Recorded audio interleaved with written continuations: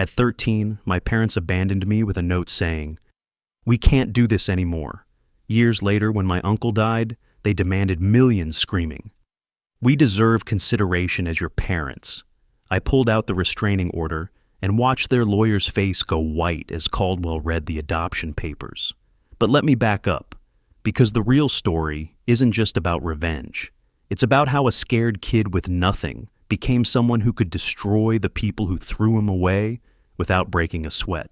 The morning everything fell apart started like any other Tuesday. I woke up to silence, which should have been my first clue. Mom always had the radio on during breakfast, and Dad was usually stomping around complaining about something. But that morning, nothing. Just dead quiet in our cramped apartment that always smelled like whatever Mom was trying to cook in the broken oven. I wandered into the kitchen, expecting to find Mom nursing her third cup of coffee while staring at nothing, her usual routine when the depression hit hard. Instead, I found a folded piece of notebook paper on the counter next to an empty coffee mug. My name was scrawled across it in Mom's shaky handwriting. Inside, 16 words that changed everything. "Noah, we can't do this anymore. Your Uncle Graham will take care of you. We apologize." That was it. No explanation, no forwarding address, no phone number. Just an apology shorter than a grocery list, and the promise that some uncle I'd met maybe twice in my life would somehow materialize to save me. I spent the next 3 days alone in that apartment, eating cereal straight from the box and waiting for someone to explain what the hell was happening. On day 3, when the landlord showed up banging on the door about rent, I finally accepted that this wasn't some weird parenting experiment. They were actually gone. Child Protective Services found me sitting on our threadbare couch, still wearing the same clothes from Tuesday. The social worker, Mr. Barrett, had kind eyes and spoke in that careful tone people use around broken things. He made phone calls while I sat there trying to process that my parents had literally just abandoned me like an unwanted pet. "Good news," Barrett said after his third call. "We found your father's brother, Graham Whitaker. He's agreed to take you in." Uncle Graham arrived the next morning in a black sedan that probably cost more than my parents made in 2 years. Everything about him screamed money and control: perfectly tailored suit, silver cufflinks that caught the light, and an expression that suggested he found our entire neighborhood personally offensive.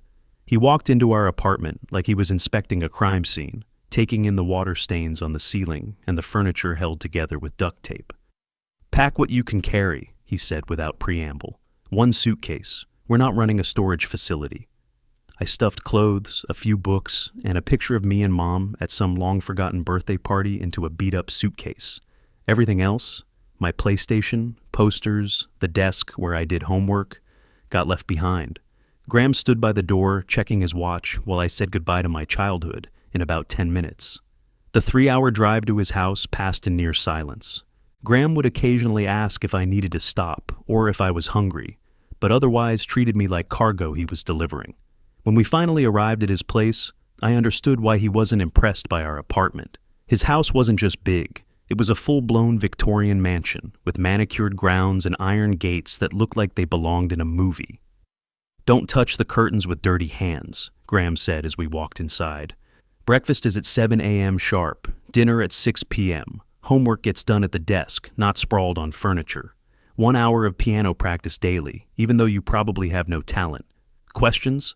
I shook my head, too overwhelmed to speak. He showed me to a bedroom that was larger than our entire living room back home, then left me alone to figure out my new reality. That first night, I lay awake staring at ceiling moldings that probably cost more than my parents' monthly income, trying to understand how my life had flipped so completely. I wasn't crying. I was too shocked for tears. Instead, I was calculating. This was temporary, had to be. People like Graham didn't keep damaged kids from broken homes. I needed to follow his rules perfectly until I could figure out what came next. The rules came fast and were non-negotiable. Shoes off in the house, all meals eaten at the dining room table with proper utensils. Homework completed before any recreational activities. Piano practice from 4 to 5 p.m. daily, even though I'd never touched a keyboard before. Bedtime at 9 p.m. sharp, no negotiation. I broke most of them within the first week, not from rebellion, but from sheer unfamiliarity with structure. When I wandered into the kitchen at 8 a.m. looking for breakfast, Graham was reading the Wall Street Journal with an empty plate beside him. "Kitchen closed at," he said without looking up. "You'll remember tomorrow. No yelling, no guilt trips, just consequences.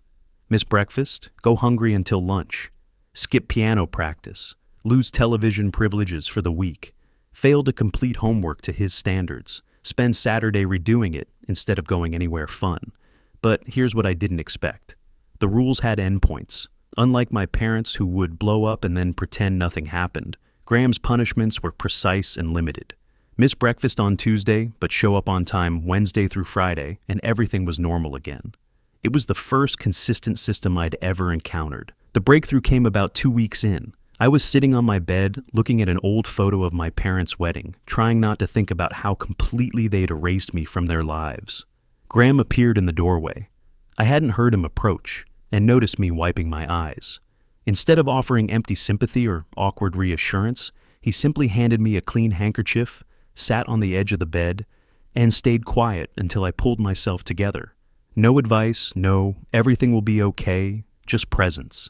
Somehow, that solid silence was worth more than any words could have been. Graham's life revolved around systems and efficiency, and apparently that included raising kids. Whitaker Home Collections wasn't just some small furniture store. It was a luxury home decor empire spanning 3 states, with showrooms that looked like museums and client lists that read like Forbes directories. On weekends, he'd drag me to business meetings, not to entertain me, but to educate me. "Watch how they negotiate," he'd whisper during client consultations. "See who speaks first, who gives ground, who maintains eye contact. Pay attention to what they don't say." I was 14 and getting crash courses in business psychology while other kids were playing video games. At first it felt like punishment, but gradually I started understanding the patterns. People revealed everything about themselves and how they handled money, pressure, and power. Graham noticed when I started making accurate predictions about which deals would close and which clients were time wasters. He didn't praise me directly, that wasn't his style, but he began asking for my observations during the drive home. "What did you think of Fletcher's negotiating position?" he'd ask, and actually listen to my analysis. The private school came next. My public school grades were decent, but Graham took one look at my report card and declared it insufficient. "This won't cut it," he said, dropping brochures for Westfield Academy on my desk. "You're starting there next semester." Westfield was brutal. The academics were light years beyond anything I'd encountered, and the other students casually discussed things like family trips to Switzerland and summer houses in the Hamptons. I felt like an imposter wearing borrowed clothes and faking fluency in a foreign language called privilege. I nearly drowned that first semester. Despite studying until midnight every night, I was barely pulling C's in classes where other kids seemed to coast.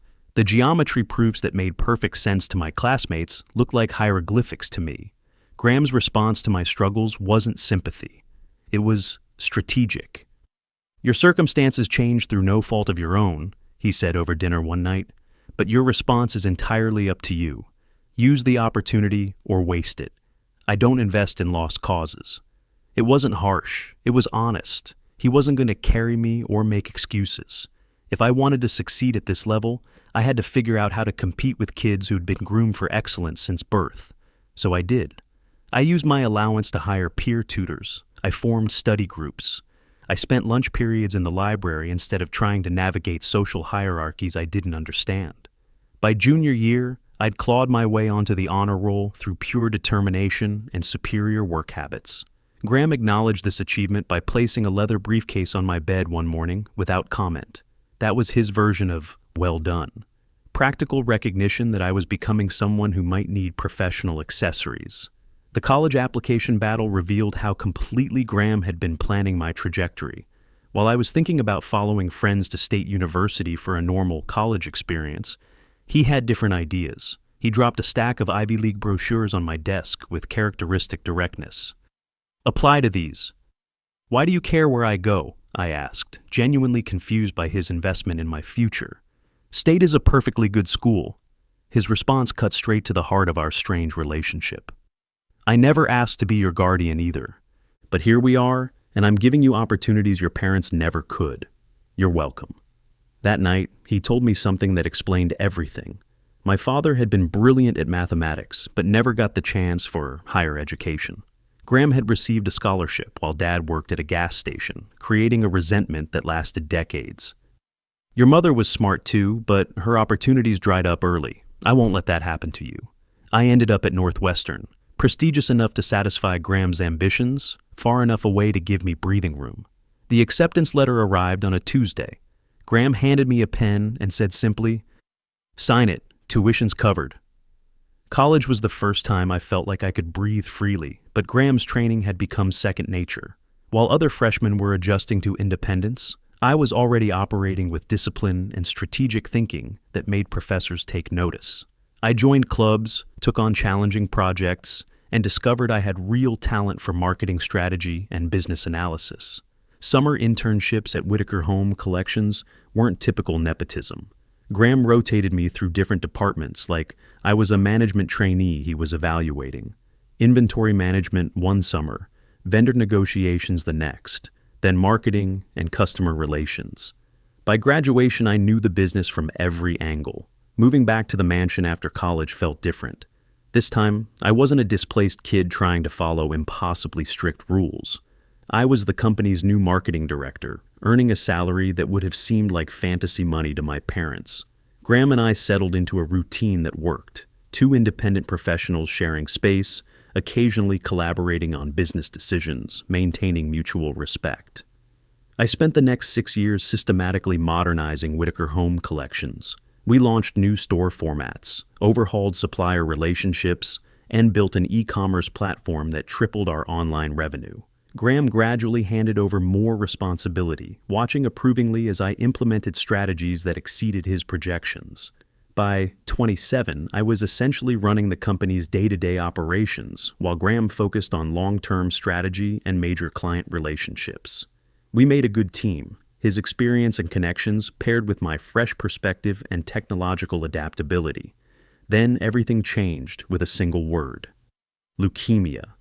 Graham delivered the diagnosis with typical directness. "It's advanced. Prognosis isn't good. Treatment will buy time, not cure it." No self-pity, no emotional breakdowns, just facts that needed to be processed and planned around. Our roles reversed over the next 8 months. I managed his medication schedules, drove him to appointments, and gradually took over all major business decisions as his energy declined. Graham never complained or asked for sympathy. He treated his illness like another business challenge to be managed efficiently. Near the end, as I was helping him to bed one night, he grabbed my wrist with surprising strength and said quietly, "You are the son I never allowed myself to want." That was Graham's version of an emotional nuclear bomb, delivered without warning and leaving me completely speechless. I just nodded, because any response would have felt inadequate.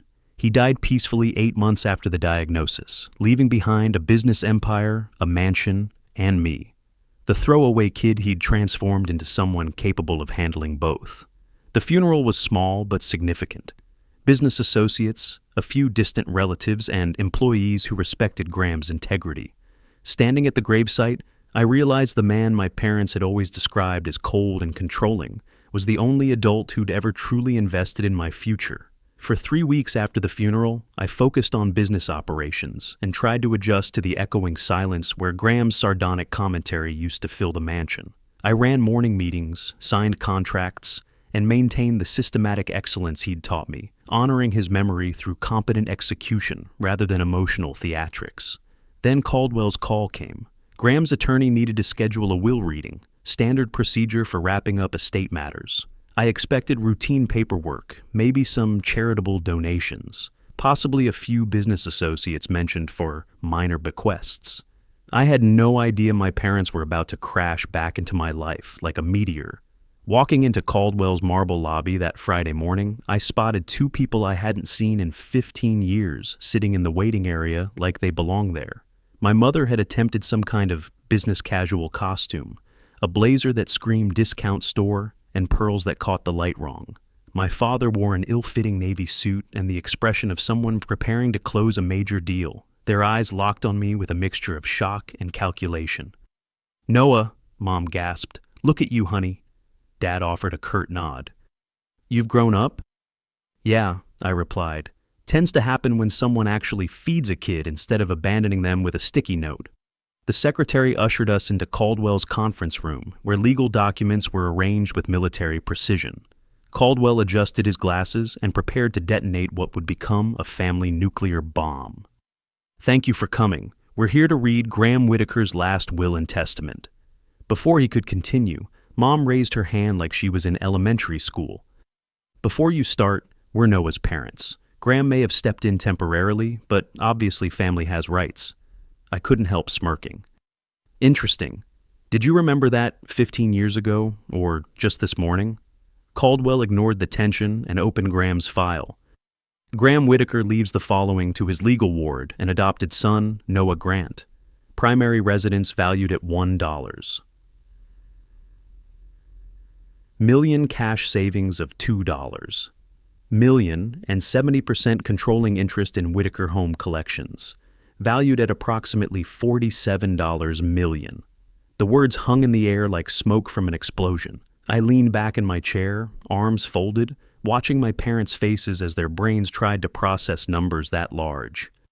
That's everything," Mom finally whispered. "Correct," Caldwell confirmed. "Graham's instructions are explicit. The entire estate passes to Noah." Dad lurched forward in his chair. "This is outrageous. Graham manipulated him. We should at least be co-managers. Noah's young. He needs guidance." I laughed out loud. "Guidance? You couldn't guide me to a bus stop when I was 13. Mom leaned forward with practiced tears beginning to form. "We're not contesting anything, honey. We just want to help. Paperwork this complex is confusing. You shouldn't handle all this pressure alone." "You abandoned me at 13, I said calmly. "I think I can manage a house deed without your supervision." The meeting ended with plans to finalize paperwork later that week. As we left the building, my parents practically jogged to keep up with me on the sidewalk. "Noah, wait," Mom called. "Can we talk? Just dinner, maybe? Please?" Curiosity and a slightly sadistic sense of humor made me nod. "Fine, one dinner, tonight." We met at a mid-range Italian place near my house. They were already seated when I arrived, menus untouched, faces rehearsed like actors preparing for an important scene. Mom started with the sympathy script. "We made mistakes, we know that. But you have to understand, your father had gambling problems back then. It destroyed our finances. And me, well, I was dealing with severe depression. We weren't ourselves." "You don't say," I replied, stirring my drink. I thought abandoning kids was just a trendy new parenting style. They laughed nervously, exchanged glances, and just like that, the sympathy act crumbled. Dad leaned in with desperate urgency. "We need help, Noah. Things haven't been easy. We're drowning in debt. Your mom's medical bills alone." He let the implication hang. Mom cut him off, voice low and urgent. "If you could spare maybe $100,000 just to get us stabilized." I laughed so loudly the waiter looked over. $100 grand? That's your opening bid? No warm-up, just straight to six figures?" Dad's face flushed red. "You have millions now. Don't act like this is difficult." I leaned back, arms wide, enjoying the performance. "Correction, I have millions. You have pasta you haven't ordered yet." Mom's voice sharpened. "We're your parents. We deserve consideration." "You deserved consideration 15 years ago," I replied. "You didn't want it then." Dinner ended quickly. They made one more desperate appeal for money. I told them to get jobs. Dad muttered something about ungrateful children destroying family legacies. Mom dabbed her eyes with a napkin, like she was auditioning for a sympathy role. I walked out feeling lighter than I had in years, not because I'd seen them again, but because I was absolutely certain nothing fundamental had changed. Same selfishness, same manipulation, same sense of entitlement. The only difference was that now I held all the cards. A week later, I returned to Caldwell's office for what I expected would be routine paperwork signing. Instead, I found my parents had brought their own lawyer, a rumpled man in an ill-fitting gray suit who looked like he'd gotten lost on his way to traffic court. They strutted in behind him with shoulders back and smirks painted on their faces like this was their victory lap.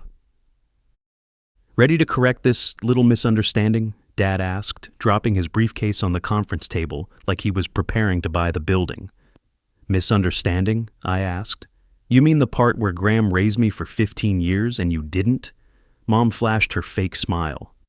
"Noah, honey, we're not here to fight. We just don't want you drowning in responsibilities you don't understand. A company worth millions, properties, assets. This isn't a toy box. I settled back in my chair. You're absolutely right, it's not. That's why Graham actually trained me for this stuff while you were busy pretending I didn't exist. That's when Caldwell cleared his throat and produced a thick binder I hadn't seen before. Before this meeting continues, there are several clarifications we need to establish on the record. Their attorney puffed up importantly. We're prepared to challenge this will. These parents were clearly excluded unfairly. This boy, he pointed at me like I wasn't in the room, was obviously manipulated. I grinned. I love being called this boy. Makes me feel like a gladiator about to crush someone. Caldwell didn't even blink. He opened the binder and began spreading documents across the table with methodical precision.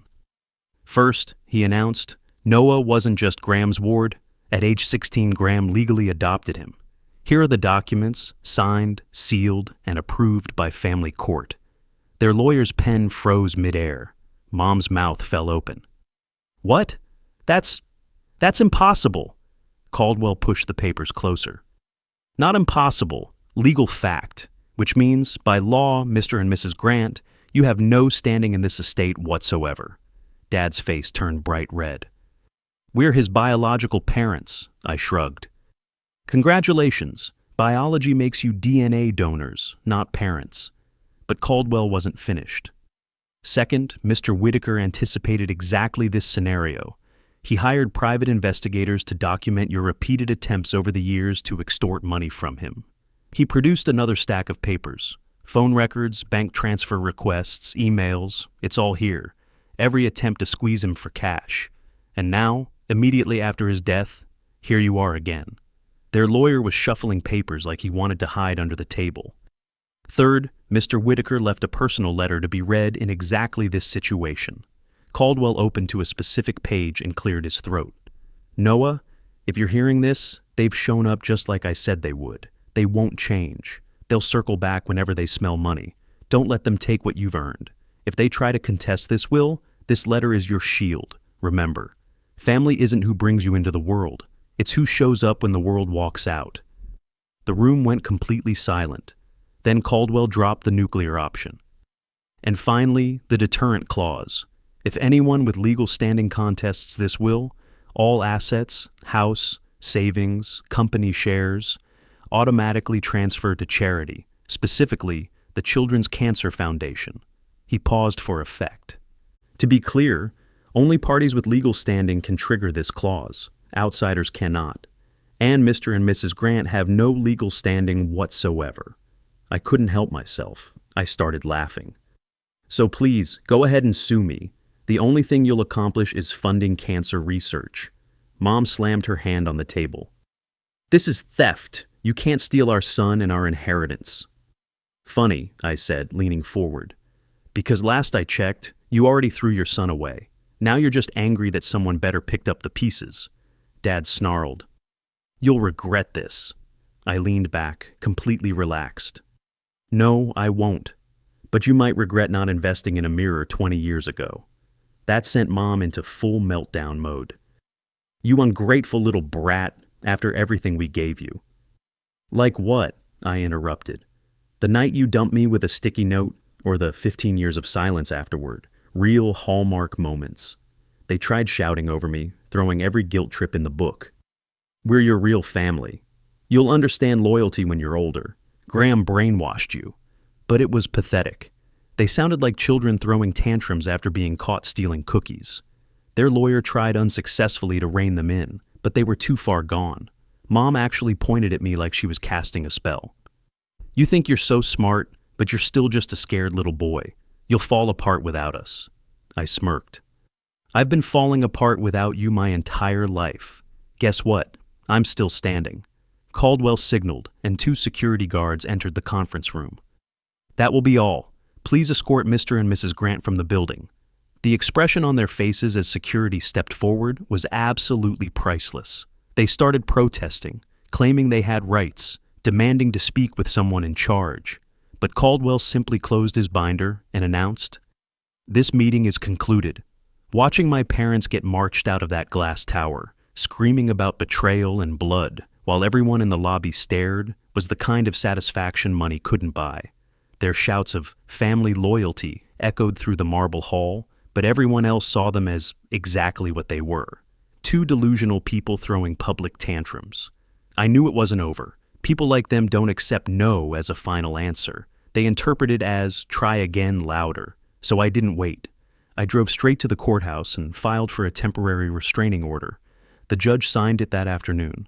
That evening, a process server delivered the documents, and I emailed the case number to local police to ensure it was properly filed. I expected at least a week before their next stunt. They didn't even give me 48 hours. My driveway camera captured their rental car creeping up after dark. Headlights dimmed, like they thought Hertz offered stealth packages. Mom was dressed like she was attending church service, and Dad looked ready to deliver a motivational speech. They marched up my driveway like they owned the place. The doorbell rang continuously. They leaned on it like they were jump-starting the house. I opened the door just wide enough to block the entrance. Restraining order's still active. You can't be here.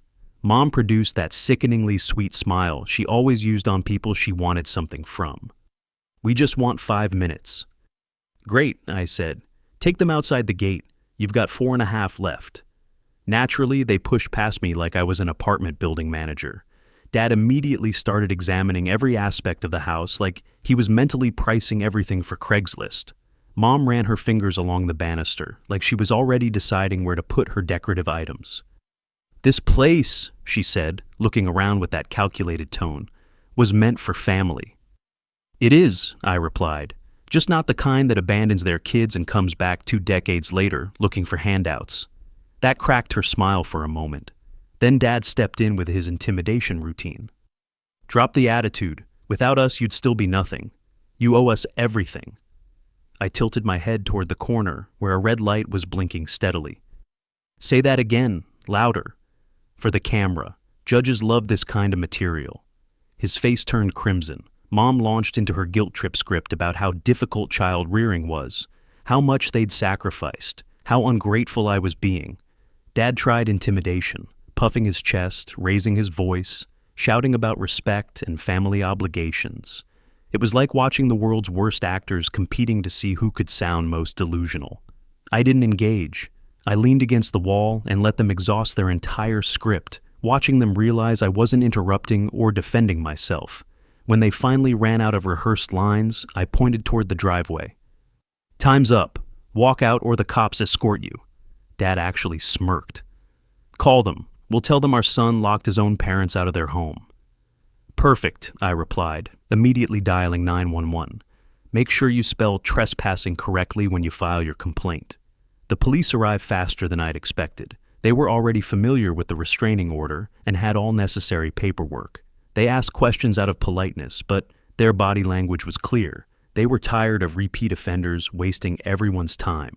After a brief consultation, the officers informed my parents they had 60 seconds to leave, or they'd be taking a ride in the back seat. Mom delivered one final sympathy performance. Dad muttered about misunderstandings and legal rights. But none of it mattered. They climbed into their rental car and peeled out of the driveway, looking smaller than I'd ever seen them. For the first time, I realized they weren't powerful or intimidating. They were just loud. The house felt different after they left. Not heavy or oppressive, but settled. Like no one was circling anymore, looking for ways to take it apart. It was mine, Graham's legacy. And I wasn't going to let 2 freeloaders with my DNA tear it down. I didn't waste time. The next morning, I called meetings with operations and finance heads.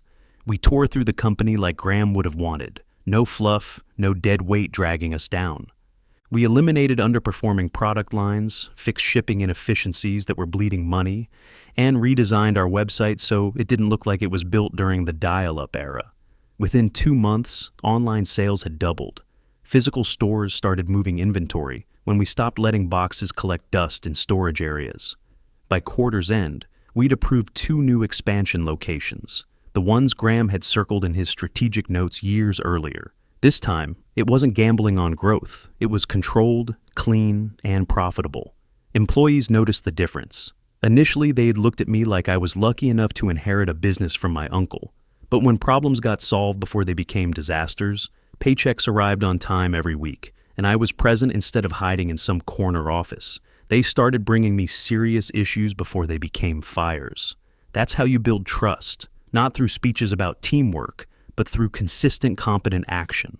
At home, I continued working through Graham's personal papers. There was one box I'd avoided until recently, a wooden chest he'd kept locked in his study. Inside were business ledgers, correspondence, and a stack of envelopes labeled with years. His way of leaving me guidance even after he was gone. The most recent envelope was marked, "When you're ready." Inside was a single sheet of paper with 3 lines. "Trust your instincts, don't wait for permission, build it better than I did." Short, direct, and perfectly Graham. No emotional speeches about missing him or being proud of me. Just practical advice for moving forward. I still kept the security cameras running. Maybe my parents would try again, maybe they wouldn't.